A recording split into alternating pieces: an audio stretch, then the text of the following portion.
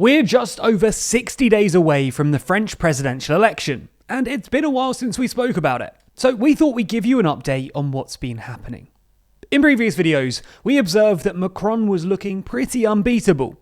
But with so little time to go, let's take a look at the situation and if any other figures pose a real threat to the French leader's chances at a second term.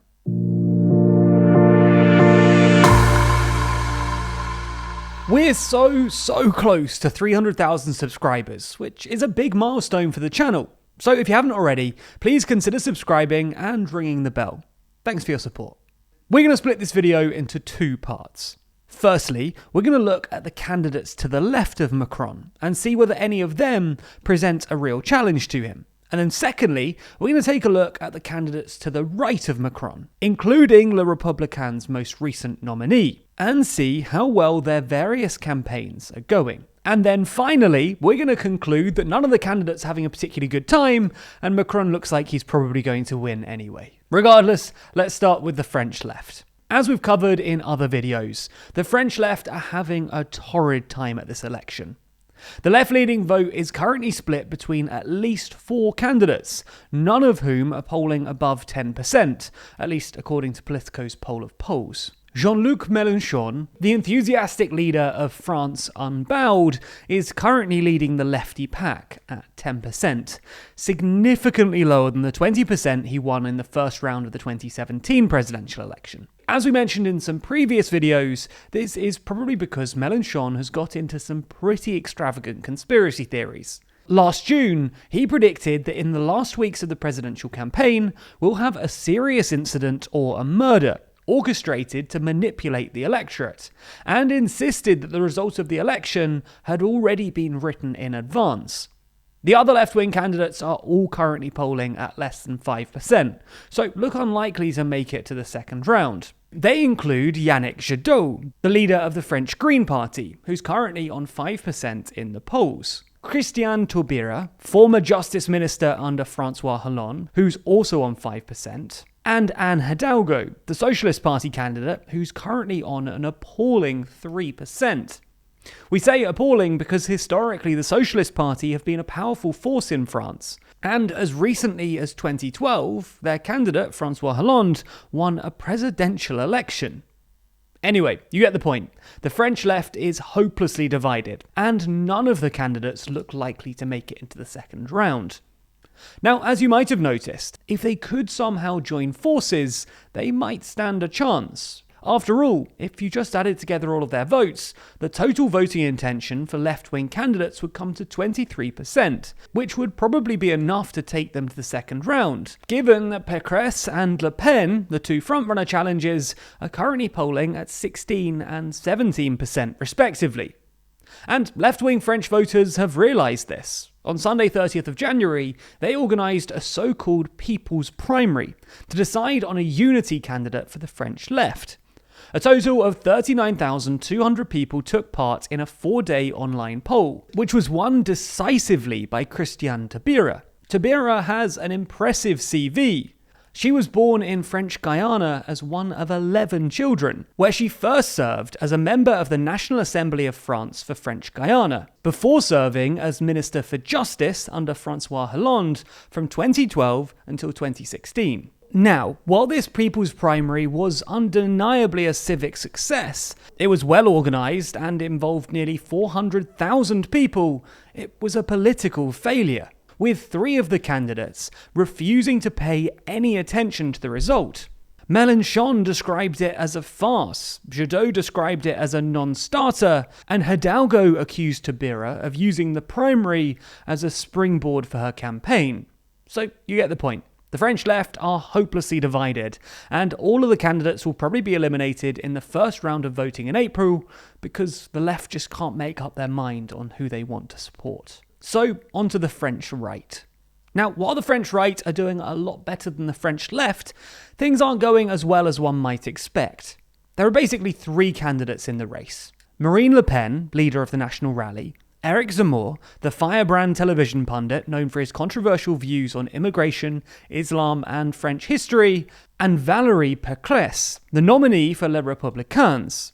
Le Pen's campaign is going all right. She's sitting at about 17% of the vote, but she'd probably be doing far better were it not for the fact that she's currently being outflanked by Eric Zemmour, who's taken a harder stance on Islam and immigrants, with Zemmour calling for what he describes as immigration zero.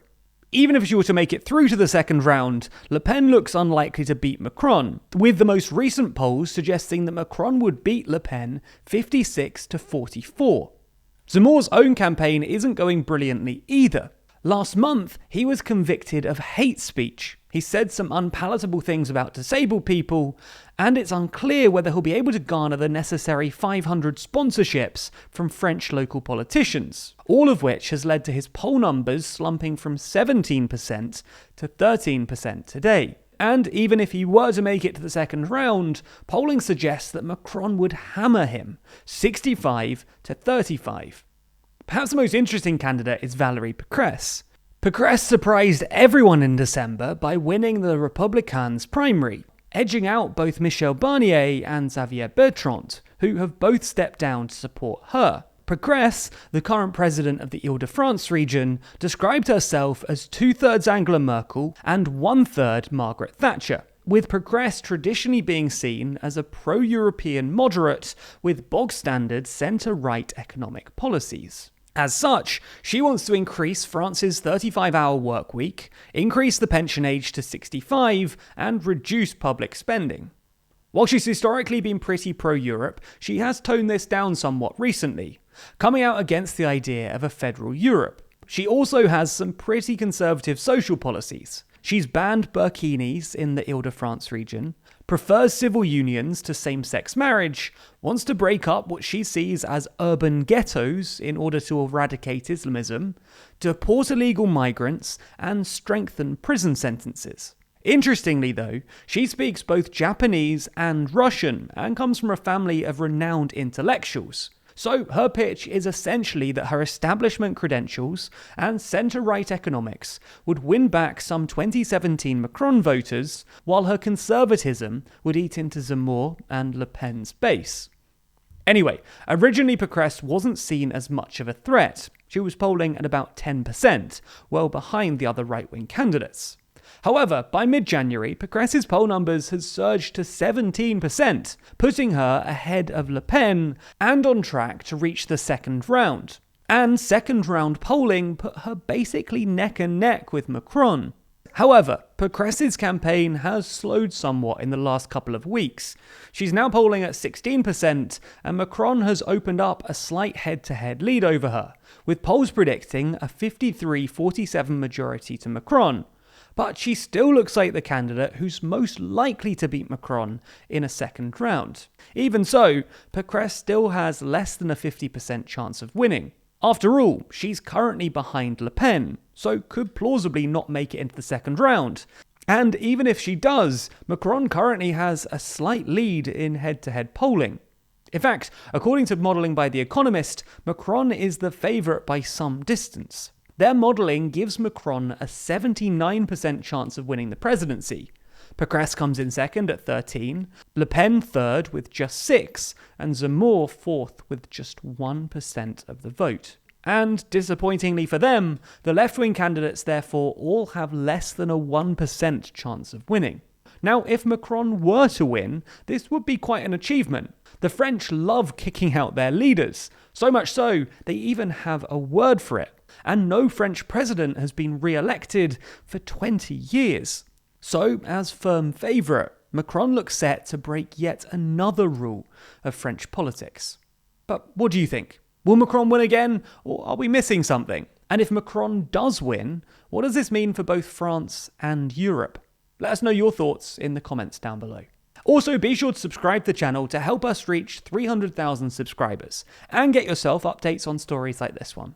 As always, a special thanks to our Patreon backers who make these videos possible. And if you want to see your name at the end of videos, then you too can back us on Patreon. The link to that is in the description.